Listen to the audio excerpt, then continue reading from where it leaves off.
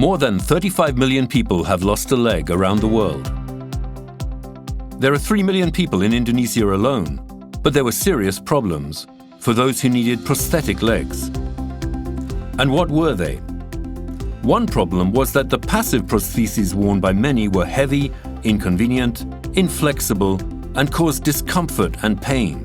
And the second was that active prostheses are expensive and difficult to obtain.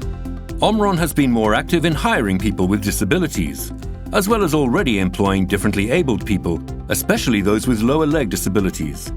That is how the idea was born to help those in need of prosthetics. And the team from OMRON Manufacturing of Indonesia, also known as OMI, started working on a new project.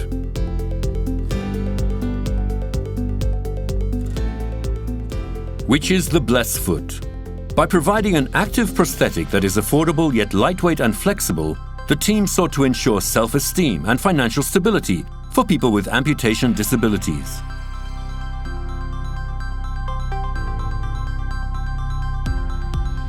The team researched and rethought all of the parts used and created the product B.L.E.S.S foot.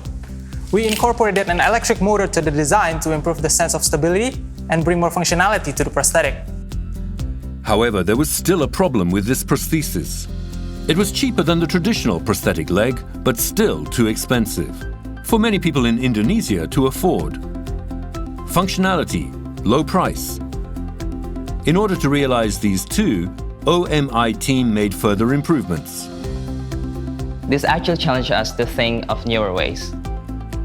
And as a result, they succeeded in making an active ankle prosthetic, the most affordable in its class at $2,000 US. This was a first in Indonesia.